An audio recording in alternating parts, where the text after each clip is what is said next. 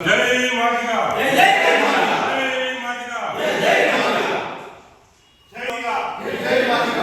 ಹೆಸರು ವೇಣು ಅಂತೇಳಿ.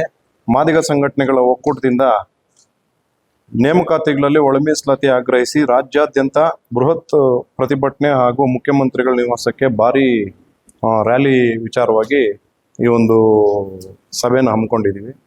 ಪ್ರತಿ ಜಿಲ್ಲಾವಾರು ಜಿಲ್ಲಾ ಕಚೇರಿಗಳ ಮುಖಾಂತರ, ಜಿಲ್ಲಾಧಿಕಾರಿಗಳ ಮುಖಾಂತರ ರಾಜ್ಯ ಸರ್ಕಾರಕ್ಕೆ ಮನವಿಯನ್ನು ಸಲ್ಲಿಸಿ ಈ ಒಳ ಮೀಸಲಾತಿಯಲ್ಲಿ ಈ ಏನು 56,000 ಚಿಲ್ಲರೆ ಏನು ಉದ್ಯೋಗ ಇದೆಯೋ ಅದು ಒಳ ಮೀಸಲಾತಿನಲ್ಲೇ ಒಳಪಡಿಸ್ಬೇಕು. ಮತ್ತೆ ಈ ಸತತವಾಗಿ ನಾವೇನು 30 ವರ್ಷಗಳಿಂದ ಹೋರಾಟಗಳನ್ನು ಮಾಡ್ಕೊಂಡು ಬರ್ತಾ ಇರ್ತಕ್ಕಂಥ ಒಂದು ಸಂದರ್ಭದಲ್ಲಿ ಈಗ ಒಳ ಮೀಸಲಾತಿ ಜಾರಿಯಾಗಿ ನಮ್ಮ ರಾಜ್ಯಪಾಲರು ಸಹ ಸಹಿ ಮಾಡಿದ್ದಾದ್ಮೇಲೆ ಕೆಲವರು ಪಟ್ಟಭದ್ರ ಹಿತಾಸಕ್ತಿಗಳು ಅಂತ ಹೇಳ್ಬೋದು, ದಲಿತರಲ್ಲಿ ಬಲಿತ ದಲಿತರು ಇದನ್ನ ಹತ್ತಿಕ್ಕುವಂತ ಕೆಲಸ ಒಂದು ನಿರ್ಮಾಣ ಮಾಡ್ತಾ ಇದ್ದಾರೆ.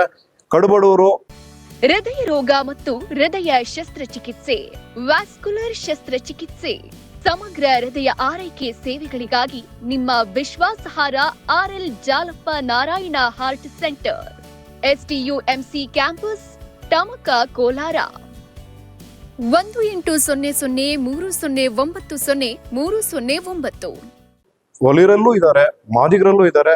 ಆ ಕೊಲಿರಲ್ಲಾಗಿರ್ಬೋದು, ಮಾದಿಗರಲ್ಲಾಗಿರ್ಬೋದು, ಕಟ್ಟು ಕಡೆನಲ್ಲಿರ್ತಕ್ಕಂಥ ಸಮುದಾಯಗಳಿಗೆ ಈ ಒಂದು ಮೀಸಲಾತಿ ಸಿಗಬಾರ್ದು ಅಂತ ಒಂದು ಹುನ್ನಾರ ನಡೆಸುವಂತ ಒಂದು ಕೆಲಸ ನಡೀತಾ ಇದೆ. ಆ ಹುನ್ನಾರಕ್ಕೆ ಮಾನ್ಯ ರಾಜ್ಯ ಸರ್ಕಾರ ತಿಳ್ಕೊಂಡು ಇದನ್ನ ಪ್ರತಿಯೊಬ್ಬರಿಗೂ ಕಟ್ಟು ಕಡೆನಲ್ಲಿರ್ತಕ್ಕಂಥ ಸಮುದಾಯಗಳಿಗೂ ಕೂಡ ಮೀಸಲಾತಿ ಸೌಲಭ್ಯ ಸಿಗಬೇಕು. ಆ ಮೀಸಲಾತಿನಲ್ಲಿ ಒಳ ಮೀಸಲಾತಿ ಜಾರಿ ಆಗ್ಬೇಕು. ಮತ್ತೆ ಈಗಾಗಲೇ ತಮ್ಗೆಲ್ರಿಗೂ ತಿಳಿದಿರ್ತಕ್ಕಂಥ ಒಂದು ಮಾಹಿತಿ ಏನಪ್ಪಾ ಅಂತಂದ್ರೆ, ನಮಗೆ ನಮ್ಮ ಮೊದಲಿರ್ತಕ್ಕಂಥ ಒಬ್ಬ ರಾಜ್ಯಾಧ್ಯಕ್ಷರು ನಮ್ಗೊಂದು ಮಾಹಿತಿ ಕೊಟ್ಟಿದ್ರು. ಏನಪ್ಪಾ ಅಂತಂದ್ರೆ 15% ಏನ್ ಮೀಸಲಾತಿ ನಮ್ಗೆ ಕೊಟ್ಟಿದ್ದಾರೆ ನಮ್ಮ ದೇಶ, ಆ 15% ಅಲ್ಲಿ ಬರೀ 3% ಮಾತ್ರ ಮೀಸಲಾತಿ ನಾವು ಪಡ್ಕೊಳ್ಳೋ ಅಂತ ಇದು ನಡೀತಾ ಇದೆ. ಇನ್ನು ಮಿಕ್ಕಿದ್ದು ವಾಪಸ್ ಸರ್ಕಾರನೇ ಬಳಸ್ಕೊಂತಾ ಇದೆ. ಹಂಗಾಗಿ ಈ ಪರ್ಸೆಂಟೇಜ್ ಏನೀಗ ಒಳ ಮೀಸಲಾತಿ ಪರ್ಸೆಂಟೇಜ್ ಏನ್ ಫಿಕ್ಸ್ ಮಾಡಿದಾರ 6.5 ಅಂತ ಹೇಳ್ಬಿಟ್ಟು ಏನ್ ಫಿಕ್ಸ್ ಮಾಡಿದಾರೋ ಆಯಾ ಸಮುದಾಯಗಳಿಗೆ ಕೊಟ್ಬಿಟ್ಟಿದ್ದೆ. ಆದ್ರೆ ಕಟ್ಟಕಡೆಯಲ್ಲಿರ್ತಕ್ಕಂಥ ಸಮುದಾಯಗಳಿಗೆ ಆ ಒಂದು ಮೀಸಲಾತಿ ಸೌಲಭ್ಯ ಪರ್ಫೆಕ್ಟ್ ಆಗಿ ಸಿಗುತ್ತೆ ಅಂತ ಒಂದು ಇದು ಇದಾಗಿದೆ. ಮತ್ತೆ ಈ ಕೆಲವೊಂದು ಗೊತ್ತಿರ್ತಕ್ಕಂಥ ನಾಯಕರುಗಳು ಈ ವಿಚಾರನ ಈ ಸಭೆಗಳಲ್ಲಿ ತಿಳಿಸಿರ್ತಾರೆ. ಈ ತರ ಕಟ್ಟಕಡೆಯಲ್ಲಿರೋ ಸಮುದಾಯಗಳಿಗೆ ಪ್ರತಿಯೊಬ್ಬರಿಗೂ ಕೂಡ ಮೀಸಲಾತಿ ಹಂಚಿಕೆ ಆಗುತ್ತೆ. ಇಲ್ಲ ಅಂತಂದ್ರೆ ಬೆಳೆದಿರ್ತಕ್ಕಂಥವ್ರೆ ಅವ್ರ ಸಂಸಾರಗಳು, ಅವ್ರ ಕುಟುಂಬಗಳೇ ಬೆಳೆಸ್ಕೊಂಡು ಮತ್ತೆ ಇನ್ನು ಕಡೆಯಲ್ಲಿರ್ತಕ್ಕಂಥವ್ರನ್ನ ಅವ್ರನ್ನ ತುಳ್ಕೊಂಡು ಇವ್ರು ಬೆಳೆಯುವಂತ ಹುನ್ನಾರ ನಡೀತಾ ಇರೋದ್ರಿಂದ ಈ ಒಳ ಮೀಸಲಾತಿ ಜಾರಿ ಆಗ್ಲೇಬೇಕು. ಜಾರಿ ಆಗಿಲ್ಲ ಅಂತಂದ್ರೆ ಇನ್ನೂ ಉಗ್ರವಾದಂತ ಹೋರಾಟಗಳನ್ನ ನಾವು ಈಗಾಗಲೇ 30 ವರ್ಷಗಳಿಂದ ನಾವು ಮಾಡ್ಕೊಂಡು ಬಂದಿದ್ದೀವಿ. ಇನ್ನೂ ಮುಂದಿನ ದಿನಗಳಲ್ಲೂ ಕೂಡ ಈ ಹೋರಾಟನ ದೊಡ್ಡ ಮಟ್ಟಕ್ಕೆ ತರುವಂತ ಕೆಲಸ ಆಗೇ ಆಗುತ್ತೆ. ಆ ಒಂದು ಇದನ್ನ ಕೊಡದಿರೋ ಸರ್ಕಾರ ಎಚ್ಚೆತ್ಕೊಂಡು ಆ ಒಳ ಮೀಸಲಾತಿನ ಜಾರಿ ಮಾಡಿ ಕಟ್ಕಳಲ್ಲಿರ್ತಕ್ಕಂಥ ಪ್ರತಿಯೊಂದು ಸಮುದಾಯಕ್ಕೂ ಕೂಡ ಈ ಒಂದು ಸಿಗುವಂತ ಮೀಸಲಾತಿನ ಕೊಡಬೇಕು, ಒಳ ಮೀಸಲಾತಿನ ಜಾರಿ ಮಾಡ್ಬೇಕು ಅಂತ ಹೇಳ್ಬಿಟ್ಟು ಈ ಸಭೆ ಮುಖಾಂತರ ತಮ್ಮ ಮಾಧ್ಯಮದ ಮುಖಾಂತರ ನಾನು ಮನವಿ ಮಾಡ್ತಾ ಇದ್ದೀನಿ. ಹಾಲೇರಿ ಮುನ್ರಾಜು, ಮಾದಿಗ ದಂಡೋರ ಜಿಲ್ಲಾಧ್ಯಕ್ಷನಾಗಿದ್ದೇನೆ. ಈಗ ನಮ್ಮ ರಾಜ್ಯ ಮತ್ತು ರಾಷ್ಟ್ರದಲ್ಲಿ ಸುಮಾರು 30-35 ವರ್ಷಗಳಿಂದ ಹೋರಾಟ ನಮ್ದು, ನಿನ್ನೆ ಮೊನ್ನೆ ಅಲ್ಲ.